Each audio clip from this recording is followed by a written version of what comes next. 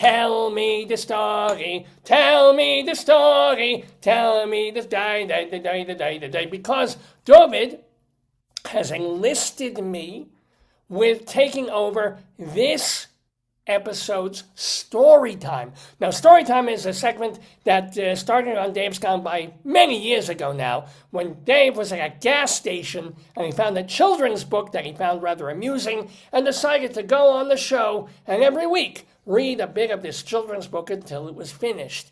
This is long, long time ago, and he still does it, and now he enlists me to sometimes do it, especially when there might be a religious angle to the book. Well, can't get more religious than this. This is bringing big emotions to a bigger God. God, I feel sad. A children's book, I'm presuming it is a children's book, by Michelle Nietert, LPCS. No idea what the hell that is. Luxion Pizza, Kugel with a C. No thought. And co-written by Tamara Fortner with illustrations by Nomar Perez. So I knew some Mar Perez, but this is Nomar Perez. And that is the level of humor at this point, because I've been talking for the past hour and a half. Let's see if I can even get through this. I'm going to need my extra X-ray specs. Happy, excited, scared, surprised, mad, little young for horny, that can be lowered down. But these are all, of course, emotions. And this is by a Zonder Kids book, copyright 2023 from Zondervan. No idea where that, printing in India. Ooh. Doesn't smell like curry. Go figure. And the acknowledgments here are, for the one who fills my life with joy. They don't actually mention them, so that could be a problem in their marriage. That was from Tamar Fortner. To the previous and current community counseling associates, staff members, thanks for allowing God to use you as his vessels of love. I tried to use my vessel of love last night, but the wife wasn't into it. And hope to kids and their families for decades. That is from Michelle Nietert. To my wife and kids who are God's amazing handiwork, from Nomar Perez, the illustrator. So let's get through. God, I feel sad. Oh boy, that's a depressive child. He's just going to throw himself off the roof. Him and his little kitty cat there, sad. And I know that I'm really sad when I can't get a little pussy. Next page. Sad can happen when you fall and skin your knee, or when someone hurts your feelings. It can creep in when you're feeling lonely and left out. Absolutely true. Or it can crash in when a friend won't play with you, as it depends on the age of this, or you aren't picked to be on the team. And generally this would be a little Jewish kid. They're the basketball players. I get it. A little sad, abyssal sad, can sneak in when you don't feel well or when someone you care about is sick. And sad can get really big if someone close to you dies. And the interesting thing about this image is that she dies, he gets better. Who knew? You might even feel sad, simply because you see someone else feeling unhappy and blue. Yeah? And actually, he had an oxygen thing. He literally does turn blue. Sad isn't the most fun emotion to feel, but there's a reason you're sad sometimes. Like, it's God's way. I was wondering when they're going to bring him into it. In God's way of helping you know that you have been hurt in your body or in your heart, and let's something isn't quite right with your world. Okay? I think we would know, even if we weren't sad, we know we become sad because something isn't quite right. We're not sad. I don't get it. Okay. Now, sad looks different on each person's face. I don't know. I think the faces are exactly the same. The frowny mouth, the sad, it's the same. It might pull your eyebrows up high and make your eyes droop down. Let me do a sadness face here. I'm working on it. Let me try with bagel. Oh, sad bagel. Doesn't work. Okay. It can turn your smile into a frown. Yes, it can. Look at that. There she goes. There's the blood rushing to her head. Happy. And this whole damn book is sad. Again, and it spills out in words like, my heart hurts, which, get to the cardiologist, it's not fair. I want it back. I messed up, or it's all my fault.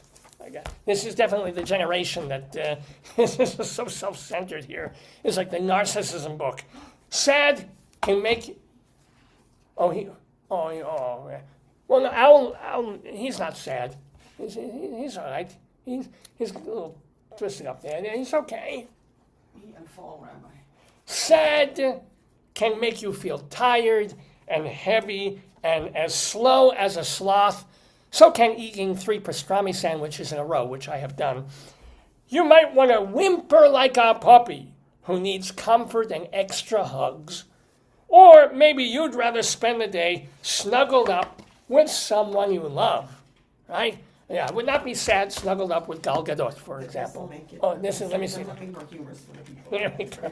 You can't be sad when you're wearing these. Ow, it's hurting. I need my glasses. Yeah, that shouldn't go there. That on there. Oh, now I feel like Moshe Dayan. I don't think it's an eye. At least this eye is good. A listening ear could be just the thing you need, or a listening eye, or you might simply want to be left alone to think. Right now, look at all these. I can't. This is get this. All right, hold on. All right, let me test your heart. When you are sad, how can you begin to feel better again? First, give your feeling a name. I usually knew Irving or Moish. No, say, I feel sad, or upset, or disappointed. Pick the word that best fits you. Refrigerator, for example. Next, figure out where your body is feeling the sad. Prostate. Oh, yeah. Is it tight in your throat or heavy on your shoulders? Is it aching in your tummy or tightening up your chest? All of these are medical conditions, by the way. Or is your sad slipping out in tears, or perhaps with me in pee? You can never tell with these things. It is okay to feel your feelings. Don't pretend they're not there. Let the sad out so you can start to feel better again. Sigh, a big sigh. Or have a good cry. Think about things that make you smile. Gal Gadot. Draw a picture, sing a song, or write all about your feelings in a story. Get up and move to your favorite music. Hey!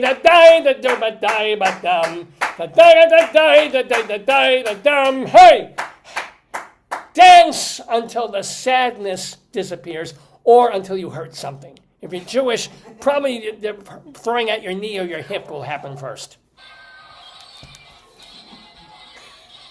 Talk to a grown-up.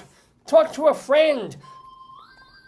Tell someone who cares about you. Or if you're Jewish and older and at a certain age, someone who at least makes believe they care about you. Most of all, whom do you think, this is Dave's wife here, most of all, whom should you talk to? A licensed psychotherapist. Yes. Or even better than that. Your upstairs neighbor? Hashem. Talk to God. He knows how you feel. He knows how you feel. Why does he make you sad in the first place? And he's always there to listen and help you. Sure, yes, he killed your puppy, but he's there to help you. Some sadness goes away quickly. Some sadness sticks around. And some sadness comes and goes like the waves at the edge of the ocean. Tiny waves, they're going with this metaphor now, tiny waves roll in, just big enough to wet your toes, and you feel a little blue. If your toes start turning a little blue, you get out of the water and get a heating pad. But those little waves quickly roll out, and you start to feel better again. Other waves are big and huge. They swirl around and soak you, kind of like my diaper, with sad all the way through. Might take a little longer, but you know what? Those big waves will roll out too. Roll out the sad waves. Da-day, da-day, da-day, da-day. How many of God's messages, how many of God's messages can you find? Ask him to open your eyes and help you see them. Can you find 1 or 2 or 334? Wow. That's weirdly specific, isn't it? 1, 2, or 334. Some days you just don't find one, I guess. Because God's love and goodness are everywhere and all around you, even when you are feeling sad. The Lord is close to the brokenhearted. As a matter of fact, this is Psalm 34:18. Psalm 34:17 is, here I sit, brokenhearted, came to shit, only fathered. So that's the end of the book. And then there's a note for parents. It's important for children to experience all their feelings, even the hard ones.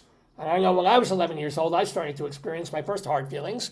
When you recognize that your child is feeling sad, encourage them to name their emotions and talk about them and let them know it's okay to feel that way.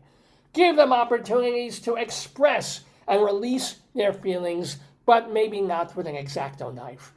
Do this even for the little sadnesses of life.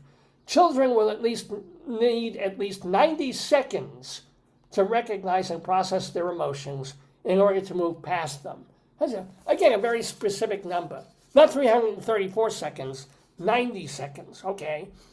Sometimes sadness grows so huge, it can be or seem like the only thing in your child's world. That's when you gotta teach the child to put their sadness away. Imagine gathering up all the sadness in your arms and then pack it away in an invisible box. And there's some sadness right there. Don't let any sneak out and close the lid tight. Think of something that makes you smile. Do something fun. Hug someone you love. Play with your friends. Let yourself be happy. And then, when you need to, and your heart will tell you when, take the sadness out of the box and let yourself feel it again. Just for a little while. Write, talk, draw, take a deep breath, and then put the sadness back in the box. Guess what? It won't be as big as it was before. So every time you take the sadness out, it'll be a little smaller. I wish my prostate were like this, a little smaller, until one day you won't need the box anymore. Help your child process their emotions. Encourage them to develop skills they will use their entire lives. And that's, all right, it's very nice. So, Michelle Nietert has been a licensed professional counselor. I guess that's LPC Counseling S. S is for sad, I guess. For over 25 years, she wrote the book Loved and Cherished, 100 Devotions for Girls. And also she wrote, Make Up Your Mind. Very good. Devotions for Girls, Make Up Your Mind. I hope they're 2 different books. Tamar Fortner is a best-selling writer and ghostwriter who has written, among other things, Easter is Coming and Jesus Calling for Kids, which is, at this point, Jesus should be using TikTok, shouldn't he? And then great. Aren't you in the wrong testament? Totally in the wrong testament here. Grace for the Moment for Kids. She lives just outside Nashville, Tennessee, with an incredibly lazy dog who doubles as a foot warmer. Just reading here.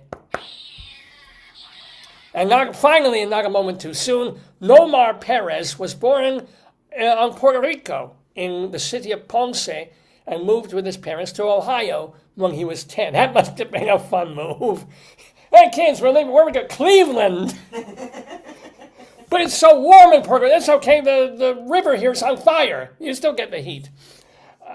Nomar is heavily influenced by all kinds of media, animation, puppetry, computer art. He studied at Bowling Green State University and has worked as an illustrator on social expression products and humor, children's books, and young adult. So there you go. Zonder Kids, ladies and gentlemen. God, I feel sad. Well, I feel happy being able to be on this program with all of you, my friends, and my beloved friend David.